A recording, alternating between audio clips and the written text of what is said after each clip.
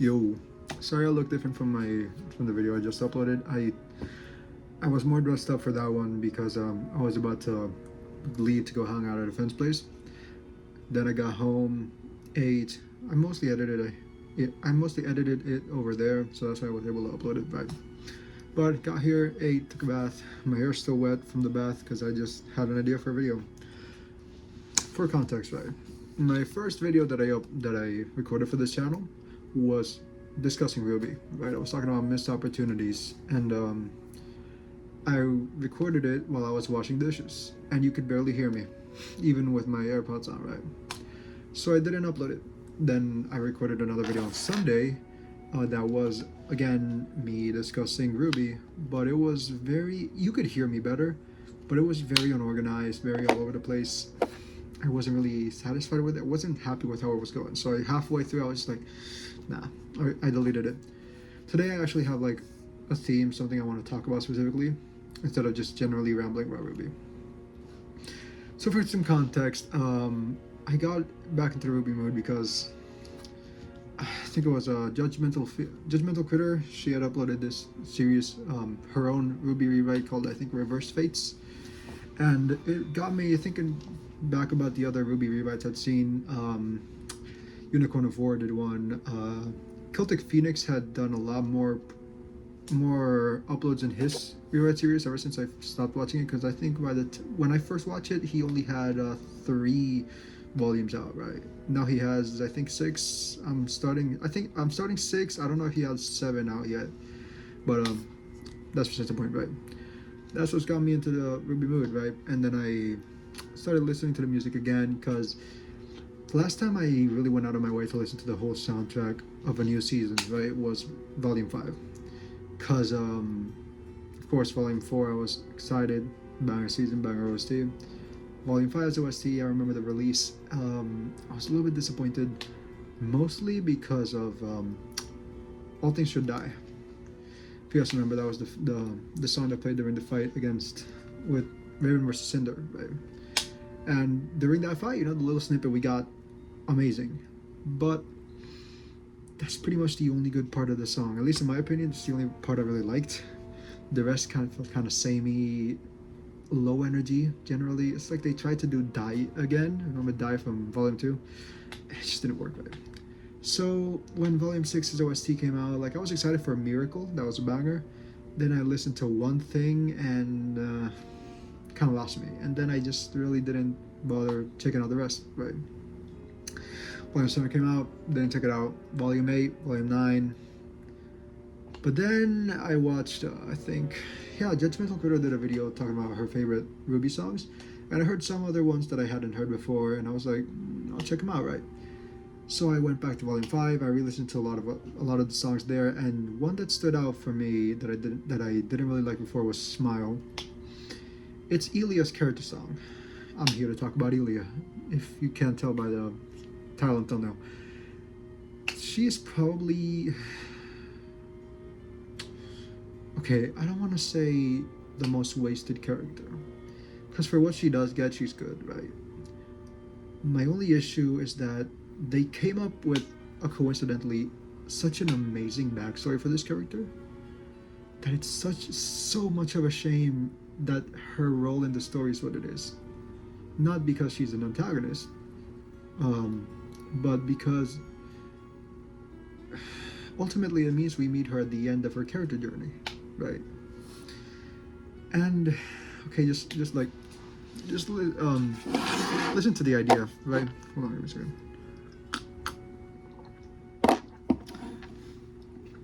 This impoverished faunus family has a daughter, and through some crazy blessing, her faunus trait is so easily concealable that anyone could confuse her as a human if she keeps her emotions in check, right? Because of her chameleon color-changing spots, right?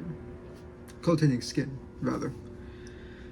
So, despite being exploited in the I think SDC mines, or just Elysian mines in general, they did everything they could just to put Ilia in an Elysian school, right? They just told her, keep your emotions in check, This is for your future. Just whenever you get mad, just smile at them, right? You'll ultimately go out on top because you're, as a faunus, even if you're keeping it secret for now, you're gonna get an amazing education. Like, they're doing this for her, right? Then they die in those mines. She snaps out of anger because, obviously, right? All these racist pieces of shit just making fun of the accident, right? And then obviously she gets kicked out. People ostracize her. She goes back to Menagerie, or maybe to Minstrel, because I don't know where the White Fang HQ is. But ultimately, she falls into the White Fang. She falls into terrorism. Well, okay, not into the. I separate them, but I mean like into the terroristic branches of the White Fang, rather. And then obviously Adam Torres isn't helping because her only friend was Blake, right? And then Blake was being manipulated by Adam, and Ilia didn't want to be lonely, so that's what she got, right? She stayed there. But then Blake left, right? Blake went to Beacon. Blake made friends with the heiress of the SDC, right? She grew, she changed, she how do I say this in English? Porque salió adelante. That's how you say it in Spanish. Like, she moved forward. She succeeded in life. Not like succeeded, but she made her own path in life, rather. This is something that Ilia was supposed to do, right? She was the one that was given every opportunity by her parents, who sacrificed everything for her poor parents, and she just didn't work out for her, right? But Blake, it did work out for her, right? And Ilia naturally is not only jealous, but also just sad that her only friend, and obviously her first love, like, she just left and made her own life completely outside of the White Fang, not involving Ilia at all, right? And of course, like, this, obviously this could make for some good ass toxic Yuri, but you know, Blake has Yang, right? But ultimately, since she was a character that was invented in Volume 4 for the sake of Volume 5, we only got her at the tail end of her character journey, where she reunites with Blake in jealousy, sadness, anger, just lashing out because fuck, you abandoned me, right? And you got everything that I was supposed to have, right? But even when you lost it, like I did, you could bounce back on your family, right? Because not only is Blake's family rich, but you know, her family's more supportive and they're alive, right? Blake has so much that Ilia should have had, she just doesn't. And what hurts the most is not just that, but also that she left her. She abandoned her in the White Fang, right? She didn't even think about her at all. And like, I love this kind of character, right? I would have, if I could rewrite RWBY, I would have Ilia's story be shown in parallel to Team RWBY's story, or spend like a couple episodes in a volume building up to it, like showing her backstory before really seeing her as she is right now, or just somehow build to it, man. Like, don't drop it all at once, just build to it. Make sure you emphasize the parallels with Blake, because there's a lot of parallels there, right? And then just show us the big showdown at the Belladonna's house, like her confronting Blake. It went amazing, right? And then in there you have a little opportunity to explore Adam's like pettiness and his desire to cling on to power in the fashion where, like, he lost to Blake, right? But Ilia's just as sad about Blake leaving as he is. Obviously he's more sad because his victim is gone, but you know, he'll tell her that like they're both united by this sadness over Blake, over her abandonment. Obviously Adam's gonna try to turn Ilia against Blake to be more loyal to him, right? Obviously, Ilia thinks this is bad, but she's being manipulated and guided by her emotions, because in the White Fang she can use her emotions, which she repressed her entire life for her parents, right? So she's deeply emotional, but also very beholden to power because of that. Because when she was a kid, she had to do that in order to live, right? And now it's the same thing, but with an illusion of freedom that Adam gives her to manipulate, right? Then obviously you could have not an Akio situation, but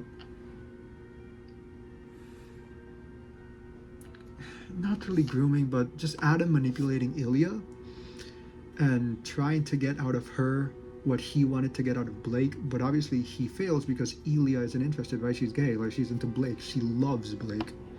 Adam doesn't love Blake. He just wants to manipulate her, right? But then obviously Ilia breaks free. She talks to Blake. She turns away from that sect of the White Fang, right? And then if it was up to me, I would have Ilia take a massive part in the final fight to kill Adam, right? Not necessarily in the actual combat, because this is more of a Blake and Yang thing, because it's more personal for them, and obviously they're the main characters.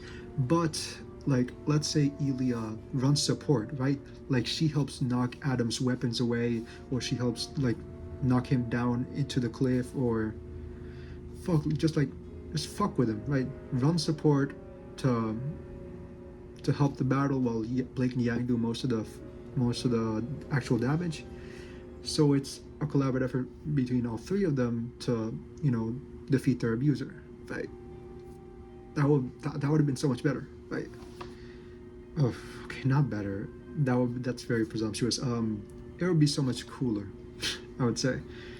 But then when it comes to Adam himself, there's so much I want to change about the White Fang storyline. But if we do want to stick with White Fang terrorism, which I wouldn't do if it was up to me, but if we do, I would make it so Adam isn't in charge of the White Fang. He's followed by a certain sect of the White Fang, like a certain group of people that are more, prone to this violence and more easily manipulatable. Adam manipulates them, right, too. Obviously, he uses his power over them, and his influence is dwindling ever since, like, he took part in the Beacon operation, which was which, if it were up to me, it would have been wildly unpopular, because again, there's so many Faunists there that were displaced, right? They lived there, they worked there. A lot of them probably died there too, because Adam was, part of this, right? So he would be losing influence, until he decides, you know what? I'm losing influence here. I'm losing my power. Sienna has that power, so he fucking kills her, right? So he does that to gain power, in order to not only get more people to be loyal to him, but also ostracize and out and maybe even kill those White Fang members that were against him, right? The normal people. And then over time, like after Volume 5, during, Volume 6, over that time, he loses more and more support, because not only are people dying, but they're seeing like, oh, this dude doesn't really give a fuck about the cause, right? He's petty. He talks more about himself and his own grudges and the people that have wronged him, more than he's talking about our cause, right? He doesn't give a fuck.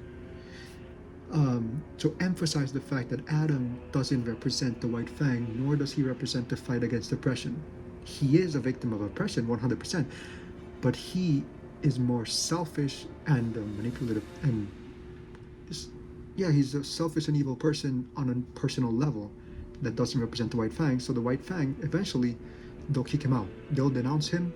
He's out. And then that's when we get him just, you know what?